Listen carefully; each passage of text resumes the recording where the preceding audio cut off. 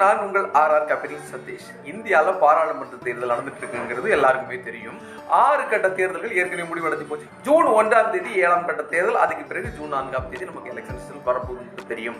அந்த 272ங்கிற மேஜிக் நம்பரை நோக்கி எல்லா கட்சிகளும் எதிர்நோக்கி காவல் இருக்க மாதிரி தான் மக்களும் காவல் இருக்கிறாங்க. இதுல குறிப்பிடத்தக்க விஷயம் என்னன்னா, நேற்று மும்பைல ராக்பெல் நிறுவனத்தோட ருசி சர்மா பேசின ஒரு ஸ்பீச் ரொம்பவே முக்கியத்துவமா பார்க்கப்படுது. தற்சமயம் ஆட்சி செஞ்சுட்டு கூடிய பிஜேபி கூட்டணி 250 தொகுதிகளுக்கு மேல பிஜேபி தனித்தே ஜெயிக்கலன்னா மார்க்கெட்ல 10-20% வீழ்ச்சி இருக்கும் அப்படின்னு சொல்லியிருக்காங்க. எல்லாருக்கும் ஒரே பதவிதப்பா இருக்கு. இதுல எதுக்காக பதைபதைப்பு வேண்டியது இருக்குங்கிறதா என்னுடைய கேள்வி. ஏற்கனவே ஆட்சி செஞ்சுட்டு கூடிய ஒரு கட்சி அவங்களுடைய மெஜாரிட்டியை இழக்கும் போது நிச்சயமா அது எதிரொலிக்கத்தானே செய்யும். அது பங்குச்சந்தையில முக்கியமா எதிரொலிக்குங்கிறதா இதுல உண்மையா நம்ம குறிப்பிட்டு சொல்ல வேண்டியது இருக்கு. ஒட்டுமொத்த இந்திய பொருளாதாரத்தை பார்க்கும்போது ஏற்கனவே உள்ள கன்சூமர் நம்ம பார்க்கும்போது இன்னைக்கு கன்சூமர் ரொம்ப அதிகம். உலக அளவுல பார்க்கும்போது தொழில் முனைவோரும் சரி, தொழில் செய்வோரும் இந்தியாவில் ரொம்ப அதிகங்கிறதே நம்ம இதுல ஞாபகம் வச்சுக்க வேண்டியிருக்கு. ஆட்சி செய்த ஆட்சியாளர்களுக்கு தனி மெஜாரிட்டி இருக்கும்போது அவங்க முடிவெடுக்கிறது ஈஸியா இருக்கும். இப்ப எடுத்துக்காட்டா, நான் ஒரு கம்பெனி ரன் பண்ணிட்டு இருக்கேன்னா என் கூட 10 பேர் இருக்கும்போது 10 பேரோட துணையோட தான் அந்த கம்பெனி நடத்த முடியும். நான் தனியா எந்த முடிவு எடுக்க முடியாது இல்லையா?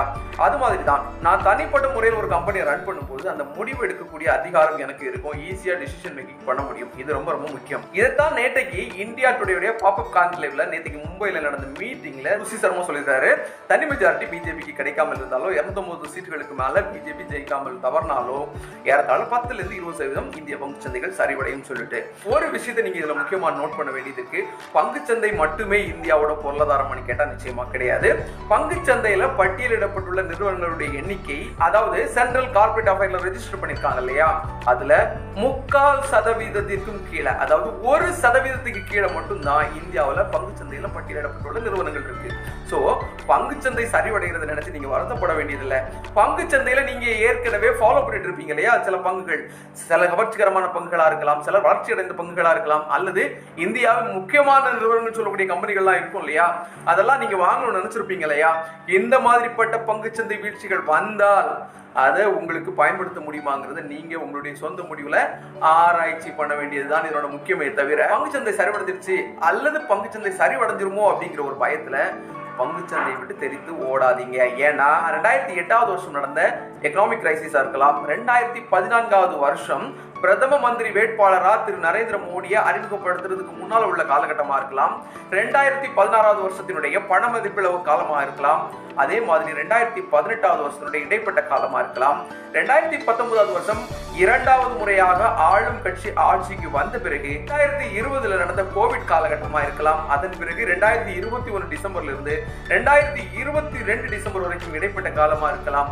இப்படி ஏகப்பட்ட சரிவுகள் பங்குச்சந்தையில் இருந்திருக்கு. இந்த காலகட்டத்திலலாம் பல பெரிய நிறுவனங்கள் நல்லாவே சரிவடைஞ்சிருக்கு. அதை சல்லிசான காசுக்கு நிறைய முதலீட்டாளர்கள் வாங்கி குவிச்சிருக்காங்க. இதுதான் நிதர்சனம். பங்குச்சந்தை முதலீடுகள்ல உங்களுடைய இன்ஃப்ளேஷனுக்கு எதிரான வருமானம் கிடைக்குமா, எதிர்காலத்துல வளர்ச்சி அடைறதுக்கு வாய்ப்பு இருக்காங்கிறத நீங்க அலசி ஆராய்ஞ்சீங்கன்னா உங்க பாக்கெட்லயும் உங்க போர்ட்போலியோலும் நிறைய மதிப்புமிக்க பங்குகள் குவியறதுக்கு வாய்ப்புகள் இருக்கு.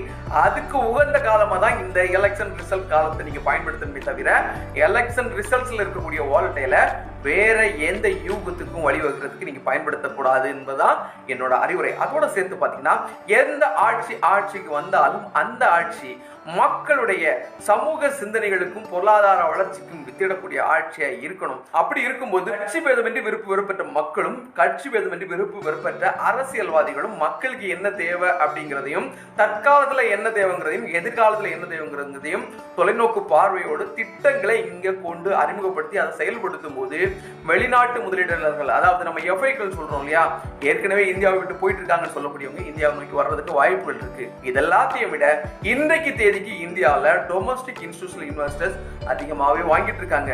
ஒரு எடுத்துக்காட்டு உங்களுக்கு சொல்லணும்னா, பங்குச்சந்தையை விட்டு மியூச்சுவல் ஃபண்ட்ல ஒவ்வொரு மாசமும் எஸ்ஐபி மூலமா மியூச்சுவல் ஃபண்ட்ல முதலீடு செய்வதனுடைய மதிப்பு பாத்தீங்கன்னா 20,000 கோடிக்கும் மேல. டொமஸ்டிக் இன்ஸ்டிடியூஷனல் இன்வெஸ்டருடைய பலம் உங்களுக்கு புரியும் நினைக்கிறேன். மியூச்சுவல் ஃபண்ட் துறையில் மட்டும் ஏறதால 57 லட்சம் கோடி ரூபாய்க்கு மேல பணம் குவிஞ்சு கிடக்குது. இங்க அரசியல் ஸ்திரத்தன்மை இல்லாம ஏதாவது ஒரு சூழல் வரும்போது அது சில காலம் உங்களை பாதிக்கலாம்.